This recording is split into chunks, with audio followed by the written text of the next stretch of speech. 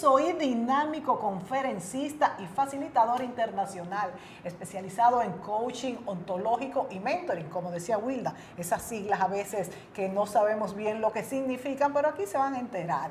Esto es para la transformación y la trascendencia de las organizaciones, los equipos de trabajo y las personas, que las personas es lo que nos importa, esa relación de las personas dentro de las empresas, dentro de las familias, cara a cara, eso es lo importante. Bueno, y para esto le vamos a dar la bienvenida con un fuerte aplauso al doctor Eric de la Parra Paz.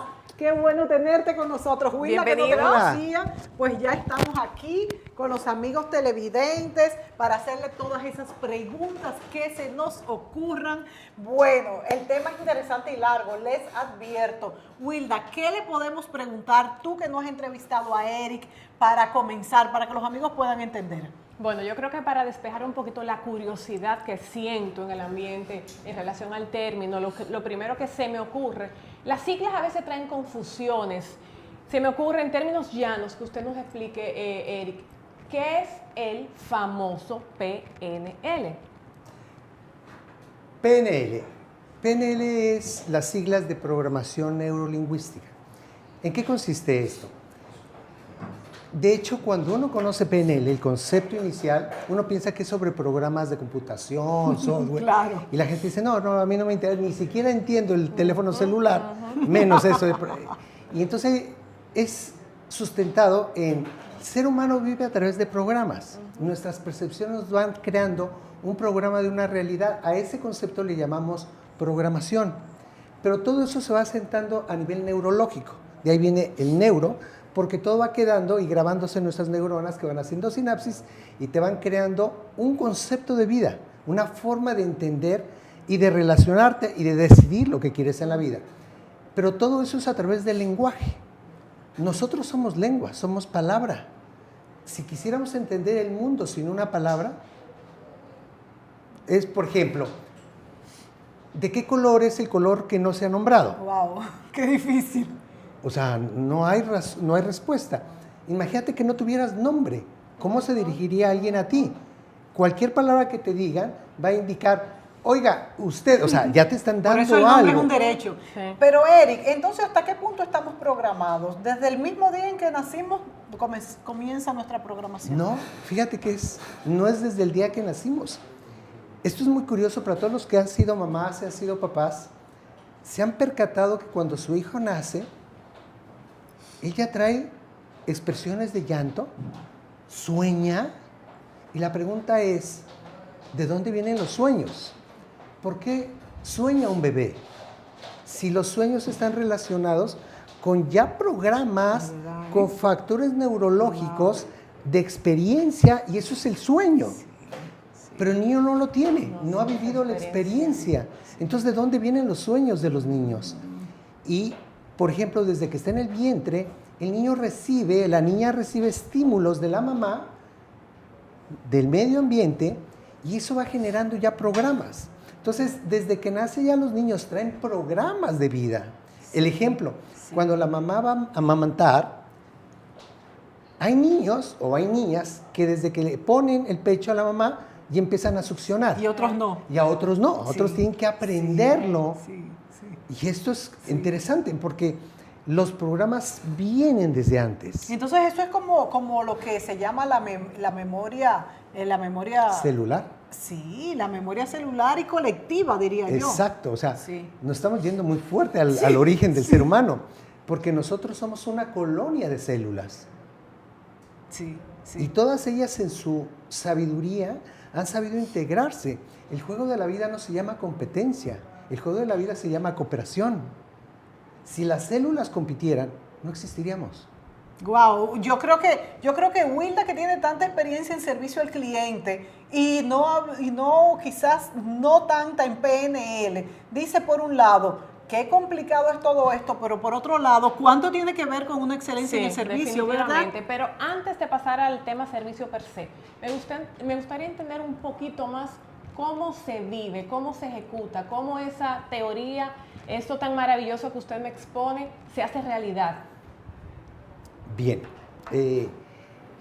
desde pequeño, desde que tú estás en el vientre, naces, vas adquiriendo programas. ¿Qué son creencias? ¿Qué son decretos? ¿Qué son valores? Desde pequeño, en lugar de darte a ti como bebé tu propia identidad, tu propia personalidad, las primeras preguntas que te hacen al mismo bebé es, ¿a quién se parece? No, se debe parecer a él. ¿Por qué se tiene que parecer a alguien? Claro. A ver, ¿qué tiene del papá? ¿Qué tiene de la mamá? Se tiene que parecer a él. Y eso ya es un programa. Okay. Te están robando la identidad. Y entonces como bebé, como niño, como persona, vas buscando recuperar tu identidad. ¿Es peligroso esto, Eric, para este nuevo ser? No, de alguna forma es lo que todos estamos viviendo. Y es lo que traemos en vivencia. Algunos traen un problema de identidad muy fuerte, otros menos. Pero junto con eso son los valores, junto con eso son las creencias, junto con eso se conforman programas. Ejemplo, incluso la salud es un programa. Las mamás acostumbran decir, cuando llueve no te mojes. Claro. Porque si te mojas, te enfermas. Y a veces el niño está jugando, caen unas gotas y el niño enferma. Y la mamá le dice una frase que se la saben en todo el mundo. Te lo dije. Todo el mundo la sabe. Claro, claro. Te lo dije. Claro. Y eso se denomina la famosa profecía cumplida. Y tanto es así que yo tengo amigos que se enferman desde que le dan le cae una gota de agua y todos a la mamá le dijeron, si te mojas te vas a enfermar. ¿Se lo creen? Y eso es un programa. Claro. Porque hay niños que se mojan y no se enferman. Y la mamá quizás nunca se lo dijeron. La mamá nunca se lo dijo. Pudiéramos decir que es una predisposición. Predisposición. El niño está jugando en una barda, lleva 2 horas jugando en la barda, está excelente, se asoma la mamá y dice, te vas a caer, cuidado, y se cae. Putuplum. Preferencia generada por un programa que se cumple. Claro. Y esos son programas.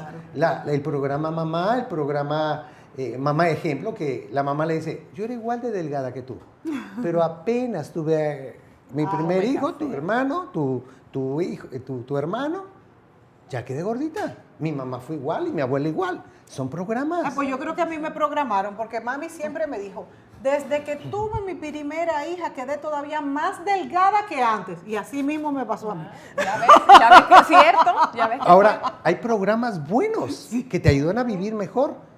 La desgracia son de los programas que te enferman. La misma edad, la misma longevidad.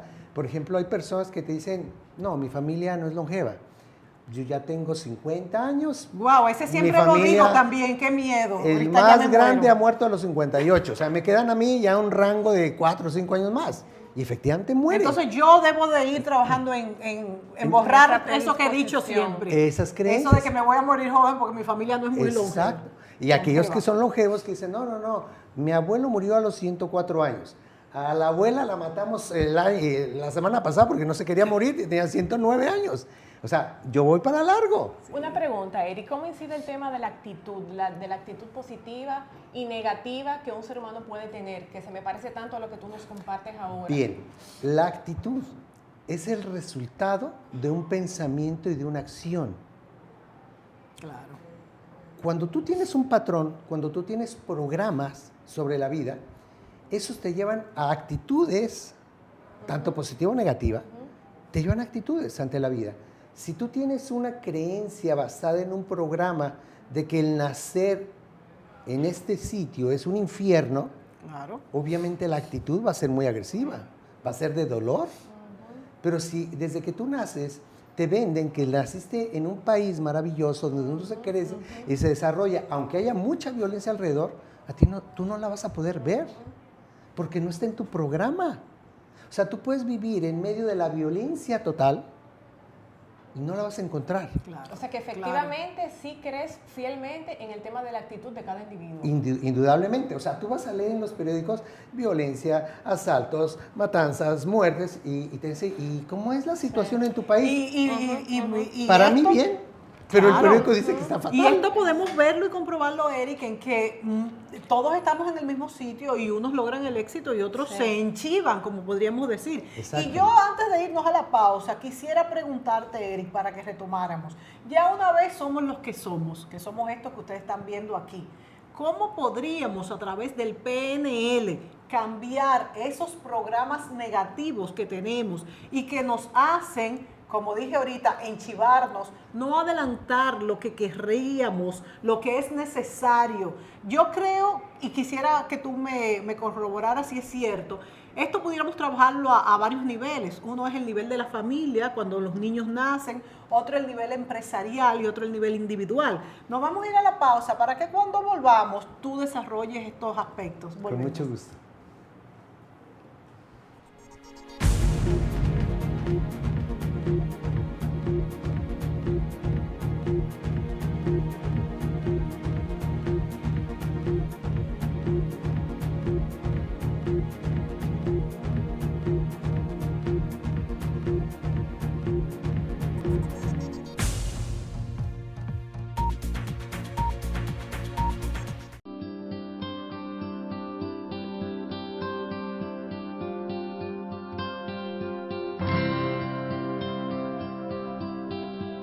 Cada día, muchas somos las mujeres que nos vemos con problemas que no nos dejan ni movernos,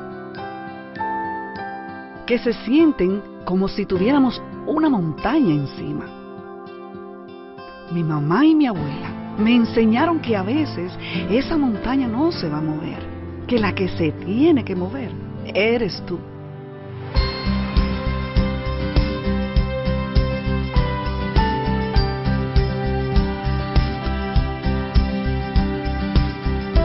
Ellas movieron grandes montañas para que yo llegara a ser lo que soy hoy.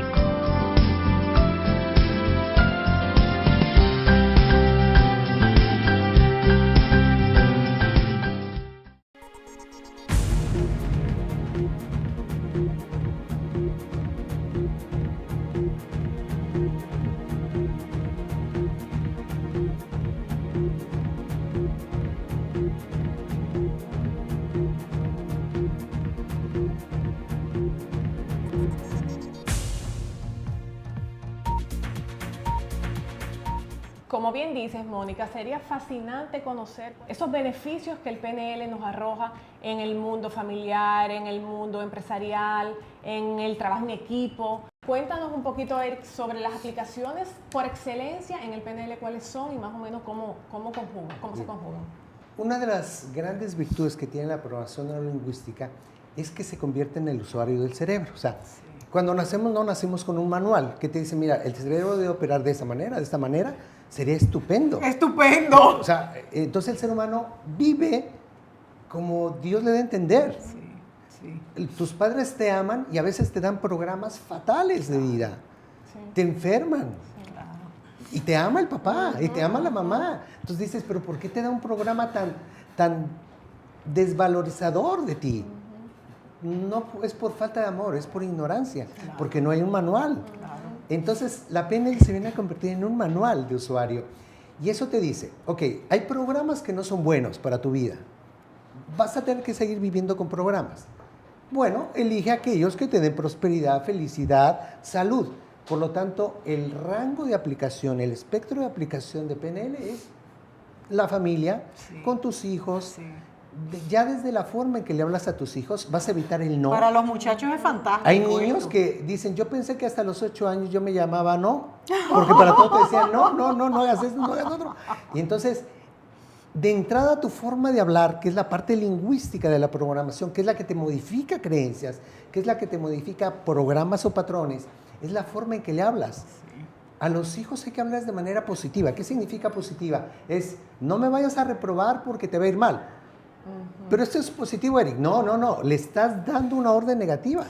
Sí. Tú eres capaz, tú puedes salir adelante, tienes la capacidad y tienes los recursos. Eso es hablar positivamente. Claro, son muy buenos ejemplos. Y entonces, la cuestión es que hay personas que te dicen, yo no soy bueno para las matemáticas, o a mí se me dificulta la geografía, o a mí no se me da esto. Lo estás afianzando. A todos se nos da todo. Sí. Lo que pasa es que hay programas que tienen una característica.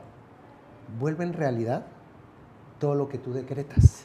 Sí. Ejemplo, no sé si ustedes han escuchado la frase de todos los hombres son iguales. Claro. No sé. Ok. Esa frase, ¿qué te dice?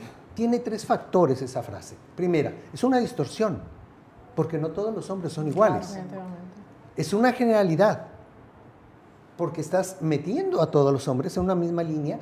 Cuando no todos son iguales, al generalizarlos, pierdes esas particularidades. Y la otra parte, estás suprimiendo a aquellos que no son iguales. Entonces, creas una realidad interna que se refleja en el mundo externo. Y entonces, tú quieres amar a una persona que sea muy digna de tu vida, pero como todos los hombres son iguales, al que te dañó, porque ese es tu ejemplo, claro, esa persona no puede aparecer en tu vida, porque la has borrado de tu programa. Entonces, imagínate el concepto. Cada persona que te vas a encontrar va a tener la similitud para que ese decreto que tú has dicho, que todos los hombres son iguales, se cumpla. Esa es una labor de tu cerebro. Qué terrible sería. Igual, el que maneja y que dice las mujeres al volante son fatales. Yo me pregunto, ¿habrá hombres verdaderamente bobos para manejar? Claro. Miles. Claro. ¿Por qué ese hombre no encuentra hombres bobos al manejar? Solo mujeres. Exactamente, va manejando, está a punto de chocar y lo primero que hace es voltea a ver quién fue y obvio, es una mujer. Sí. En base a lo que usted me dice, ¿existen las predisposiciones genéticas? ¿Cree usted en eso? ¿Son una realidad? ¿Y cómo la podemos manejar? Eso que nosotros llamamos predisposición genética viene siendo un programa familiar, donde dice, todos los Pérez somos así, y es un programa. Y entonces, de hecho, hay una expectativa. Cuando nace un hijo tuyo, tú tienes una expectativa de comportamiento con base a tus patrones. Hasta el mal genio, todos son malgeniosos. Efectivamente. Entonces, buscas la predisposición genética, cuando en realidad es un programa familiar, que de alguna manera, por la expectativa que todos tienen, efecto Pigmalión, de lo cual podríamos hablar más adelante en cuestión de servicio o de liderazgo, el efecto Pigmalión genera en ese ser, para aceptación de amor, el cariño de los padres, convertirse en ese patrón. Yo conocí a una dama que tenía un sobrepeso tremendo, pero ella nació delgada en una familia obesa. Entonces a ella le decían la adoptada. Y entonces la forma en que ella logró la identidad familiar fue desarrollar obesidad. Entonces se convirtió en una mujer obesa de 130 kilos. Y también tiene algo que ver con respetar diferencias, ¿no? También. Es eso. Y más que nadie dirán, bueno, obvio, es una familia obesa, ella tenía que ser obesa, porque es nuestra hija. No era obesa. La identidad, su identificación, la llevó a ese factor. Wow, qué caso más tan tangible, realmente. ¿Cómo podemos conjugar el PNL con el servicio, con la calidad del servicio, con los estándares del servicio? Muy buena pregunta. Es trascendente. Hoy, por ejemplo, la programación neurolingüística entra en la línea de las neurociencias. Tanto en el marketing como en el concepto de servicio, se está estudiando las características de los clientes. ¿Qué característica tiene un cliente? ¿Cómo puedes influir? ¿Cómo puedes llegar a la emoción? ¿Qué le causa placer? ¿Qué le causa satisfacción a un cliente? Y entonces te doy los estímulos para ello. Por ejemplo, algo muy simple en programación neurolingüística, hay 3 clases de inteligencias de percepción: la visual, la auditiva y la kinética. Obviamente una persona visual busca lo estético, eso te llena, te da satisfacción. Un hombre visual, una mujer visual, solo se pueden casar con una persona atractiva. Claro. Porque lo demás no entra. El amor en los visuales entra por los ojos, pero también se sale por los ojos. Te casas con una mujer atractiva, con un hombre atractivo, pero ya casado, el hombre engorda, la mujer se cuida, se te sale el amor también por los ojos. Los auditivos, el amor les entra por el oído, por lo que escuchan, por el diálogo, pero también se le sale por el oído. Si a una persona le empiezan a gritar y es auditiva, o palabras soeces, o sonidos desagradables, obviamente eso sale. Y el kinético necesita contacto, gusto, emoción, olfato, que huela bien el lugar, que sea mullido, que sea suave. Cuando tú le entregas a un cliente esa satisfacción y esos estímulos, vas adelantando o le vas anticipando la facilidad de la satisfacción del servicio. ¿Cuán importante es que esas destrezas lo maneje prácticamente todo el personal que está de cara al cliente? O sea, ¿cuán importante es para lograr esa satisfacción del cliente? ¿Y cómo conseguirlo? Claro, imagínate un cliente visual enojado, un cliente auditivo enojado, un cliente kinético enojado. Tú no lo puedes tratar igual. De la misma manera. Tienes que tener el talento, la habilidad, incluso para verlo, y decir, este hombre es visual. este hombre es kinético, este hombre es auditivo, o esta mujer, y entonces darle el estímulo para generar la empatía en la comunicación.